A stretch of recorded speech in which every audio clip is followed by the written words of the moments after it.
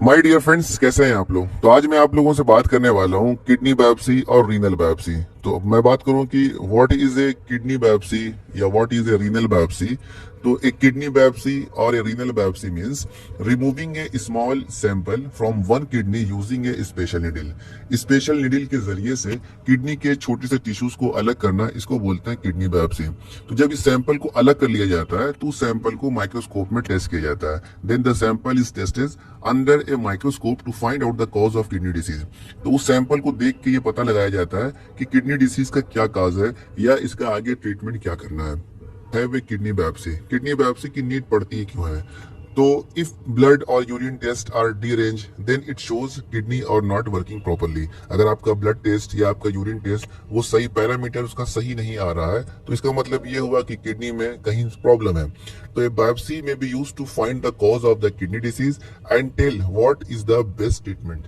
तो अब जब आप किडनी बायोप्सी कराते हैं तो आपको ये पता चल जाता है कि मेन रीजन क्या है किडनी डिजीज का और आगे आपको क्या ट्रीटमेंट करना है।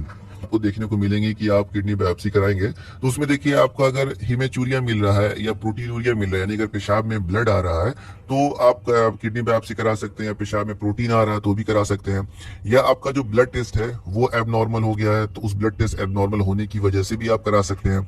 या अगर आपका कोई एक्यूट किडनी डिसीज है या क्रॉनिक किडनी डिसीज है लेकिन उसका कोई कॉज क्लियर नहीं है तो उस क्लियर कॉज को पता करने के लिए भी किडनी बायोप्सी करा सकते हैं। या फिर नेफ्रोटिक सिंड्रोम है या ग्लोमेरुलर डिसीज है तो इन सब की वजह से भी किडनी बायोप्सी को कराया जा सकता है।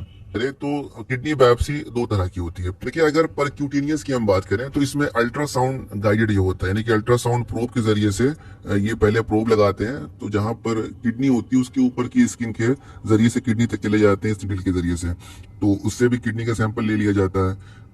देखिए अगर मैं बात करूं कि किडनी बायोप्सी किया कैसे जाता है तो देखिए करने के लिए सिंपल तरीका है कि पेशेंट को पेट के बल लेटा दिया जाता है। जब पेशेंट पेट के बल लेट जाता है तो अल्ट्रासाउंड के जरिए से जहां पे आपकी किडनी की पोजीशन है उस एग्जैक्ट पोजीशन को पता कर लिया जाता है और जो आपकी ये किडनी बायोप्सी निडल है उस निडल के जरिए से किडनी का सैंपल ले लिया जाता है। जैसे कि पेशेंट देखिए लेट गया है तो लेटने के बाद अल्ट्रासाउंड के जरिए से ये पता कर लिया कि किडनी लोकेशन कहाँ पर है और फिर जब लोकेशन पता हो गई तो निडल के जरिए से सैंपल को कलेक्ट कर लिया जाता है और फिर उस सैंपल को माइक्रोस्कोपी में देखा जाता है कि कहाँ पे प्रॉब्लम आ रही है।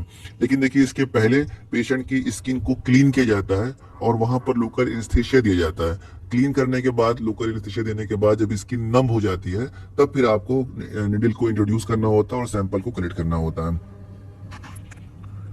और जब निडल को आप इंट्रोड्यूस कर रहे हो यानी जब आप निडल को इंसर्ट कर रहे हैं तो उस टाइम पेशेंट को बोला जाता है कि थोड़ी देर के लिए आप अपनी सांस को, ब्रीथिंग को होल्ड करके रखें ताकि मूवमेंट ना हो। अगर मैं बात करूं कि कॉम्प्लिकेशंस क्या क्या होते हैं किडनी बायोप्सी कराने के बाद तो देखिए उसमें पहला है कि blood in the urine, haematuria हो सकता है जो कि आपने आप बाद में स्टॉप हो जाता है। अगर स्टॉप नहीं होता तो फिर आगे का जो एक्शन है वो एक्शन लिया जाता है। जैसे अगर बहुत ज्यादा ब्लीडिंग हो रही है तो ब्लड का ट्रांसफ्यूजन कर दिया जाता है। ब्लड का ट्रांसफ्यूजन के अलावा आपका अगर तब भी ब्लड नहीं रुक रहा है तो ऑपरेशन भी किया जाता है। उसके अलावा इनएडिक्वेट सैंपल हो सकता है, यानी कि जो सैंपल लिया गया है वो सैंपल सही नहीं था तो दोबारा से फिर किडनी बायोप्सी करना पड़ सकता है।